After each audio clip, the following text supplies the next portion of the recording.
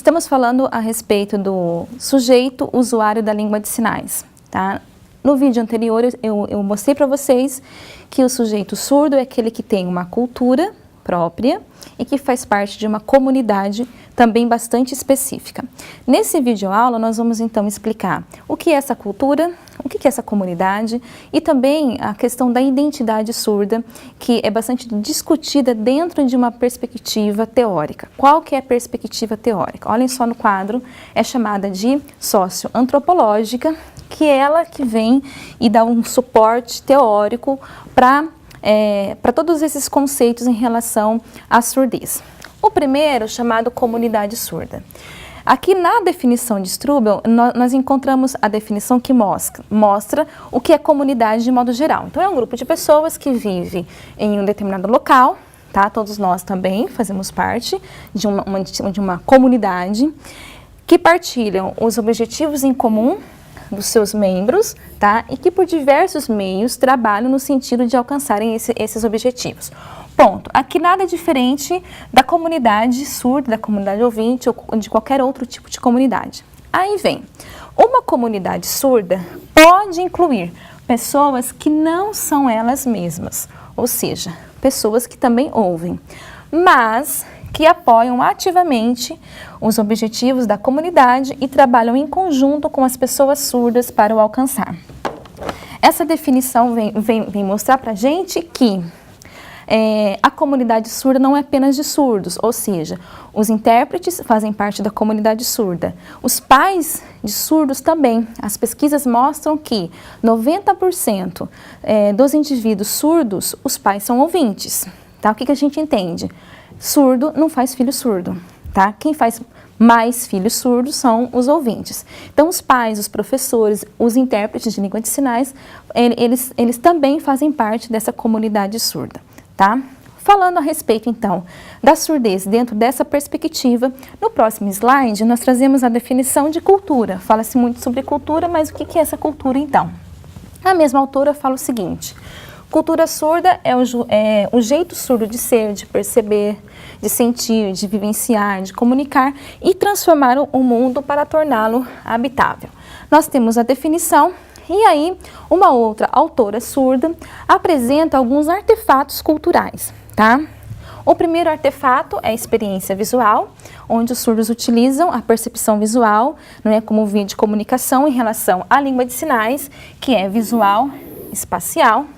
Aí um outro artefato, o linguístico, não é? Resumindo, a língua de sinais é a principal marca do sujeito surdo. Aí nós temos a literatura surda, tá?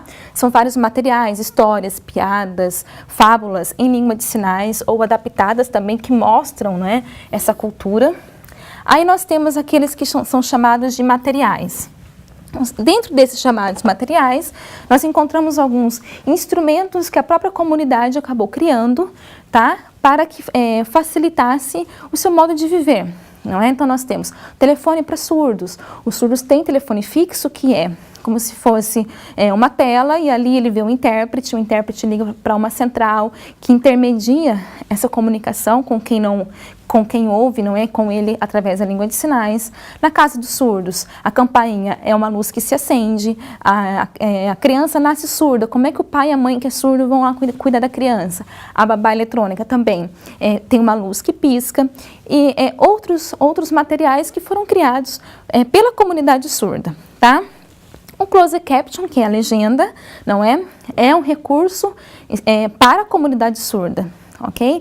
Então, o artefato material é aquilo que a própria comunidade vai criando para facilitar o seu dia a dia, e outros que o direito do surdo, não é? A acessibilidade, a comunicação, que também dá a ele um meio para que a sua vida se torne também um pouco mais fácil em relação à comunicação, tá bom? Quanto à língua de sinais, quanto ao sujeito surdo, nós entendemos.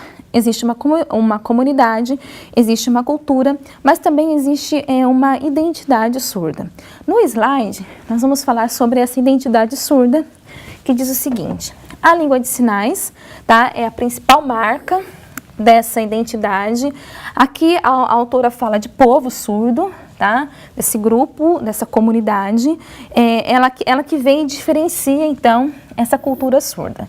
Existem alguns tipos de identidade surda, olhem só. A primeira identidade é chamada de identidade híbrida. São surdos que nasceram ouvintes, ficaram surdos, têm presente as duas línguas, mas utiliza mais a língua de sinais, tá? No qual, para esse indivíduo, não é ser surdo, é estar no mundo visual e ele pode desenvolver também a sua experiência através do uso da língua de sinais, tá? Nós temos uma outra identidade, que é chamada de identidade surda, que são filhos de pais surdos, então eles são bem mais politizados, eles têm consciência da diferença e têm a língua de sinais como língua nativa. Os pais são surdos, a criança também é surda. A outra identidade é a identidade flutuante, no qual o surdo se espelha na representação hegemônica do ouvinte, tá?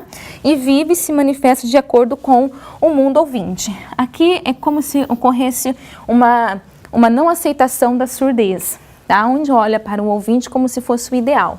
E a última identidade é chamada identidade de transição, no qual o indivíduo teve contato com a comunidade surda um pouco mais tardio, o que faz passar da comunicação auditiva oral para a comunicação visual sinalizada, e aqui o surdo ele pode passar por um conflito cultural, tá? Essa última identidade, realmente, se você agora encontrar um adolescente que ouve, faz parte da comunidade ouvinte, não conhece a língua de sinais, ou nem teve nenhum contato com o surdo, de repente, ficou surdo, é claro que ele vai passar por um conflito ali, até que ele venha se adaptar à nova língua e também ao novo meio, não é? Ao meio social. Quando nós olhamos para essa perspectiva, nós entendemos que o sujeito surdo, ele está... a todo momento ele está com usuários da mesma língua, tá? Essa identidade, ninguém é igual a ninguém, mas em alguns casos os surdos acabam se comportando, dependendo também de como que a sua deficiência ela foi aceita pelos pais. Tá? O sujeito que, no momento onde a criança nasce, claro que nenhum pai, nenhuma mãe sonha em ter um filho surdo, não é? Eu estou grávida, eu quero ter um filho surdo.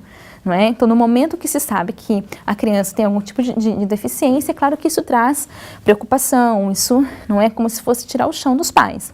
No entanto, o processo de aceitação, ele deve ser muito trabalhado.